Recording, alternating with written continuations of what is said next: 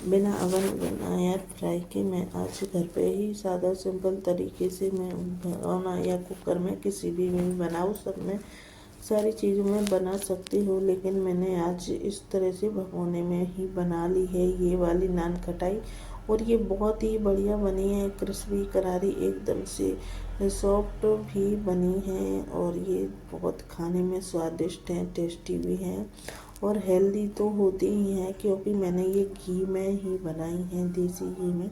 तो इस तरह से बहुत ही ज़्यादा हेल्दी भी हमारी ये वाली नान खटाई बनके तैयार हो गई हैं।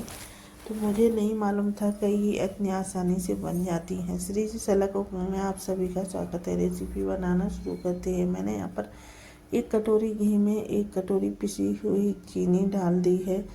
तो ये इस तरह से मैंने मिक्सर से इस तरह से फेंट लिया है मिक्स, और जो कि ये थोड़ी देर चलाते रहेंगे, जो कि इस चीनी में गिल्टी ना पड़े। अभी इस तरह से सारी चीनी को काफ़ी देर तक मैंने फेंट लिया है। और फिर मैंने यहाँ पर इसी कटोरी से उसी मैनेजमेंट से मैंने 1 कटोरी मैदा ले ली है। मैदे को भी मैंने छान लिया है इस तरीके से, जो भी कुछ इसमें उल्टी ना है और कुछ भी ना हो। और उसी में मैंने आधा कटोरी ये सूजी भी डाल दी है। तो ये सूजी भी मैंने इस तरह से छान ली है। अभी मैंने आधा कटोरी उसी मैनेजमेंट से सूजी से थोड़ी सा कम मैंने बेसन ले लिया है। तो मैंने यहाँ पर बेसन को भी छान लिया है इसी तरह से, क्योंकि बेसन में भी कुछ ना हो तो वो भी अच्छे से इस तरह से छन्नी से छानने से जो भी थोड़ी सी मोटी गिल्टी होती हैं वो अच्छे से हो जाती हैं। सारी चीज़ों को मैंने इस तरह से मिक्स कर लिया है, और अभी इस तरह का हमारा ये बैटर हो गया है।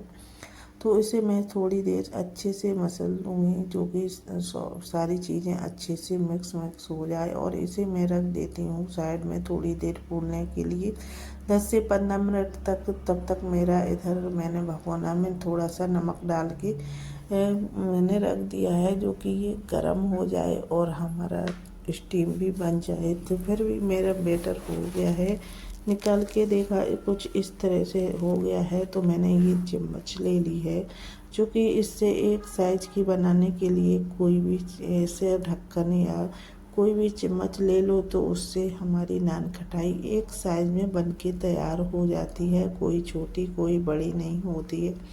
तो इस तरह से मैंने कुछ लोइयाँ बना के ऊपर से प्लेट पे रख दी है। ऊपर से मैंने पिस्ता और यहाँ पर लगा दिया है सारी पे गार्निश करने के लिए, और केसर के धागे भी लगा दिए हैं, देखने में बढ़िया लगती है इससे।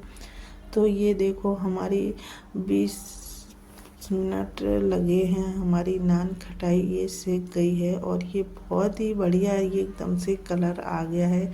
और नीचे से भी ये देखो कितनी अच्छी सेक के तैयार हो गई है। तो मैंने उस प्लेट को हटा दिया है। अभी मैंने दूसरी प्लेट रख दी है उसी समय, और इस तरह से मैंने ये दूसरी लेयर में भी जो भी बची थी 5-7, तो मैंने इस तरह से मैंने लोइयाँ बना बना के रख दी हैं।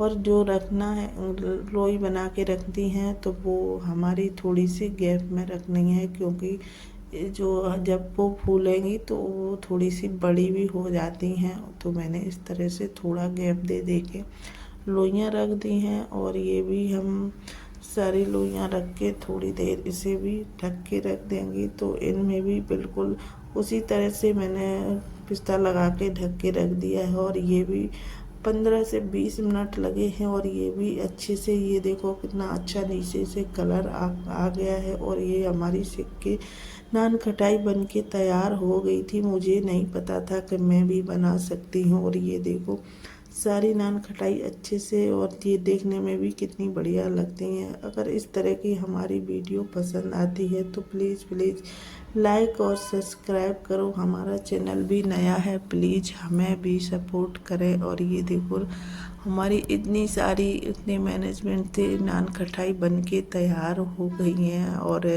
अभी मैं यहाँ पर तोड़ के दिखाती हूँ, और ये देखो कितनी अच्छे से टूट रही हैं, सॉफ्ट भी है। और एक प्लेट की थोड़ी सी ज़्यादा सेक गई है। Thank you for watching, take care, bye bye, enjoy.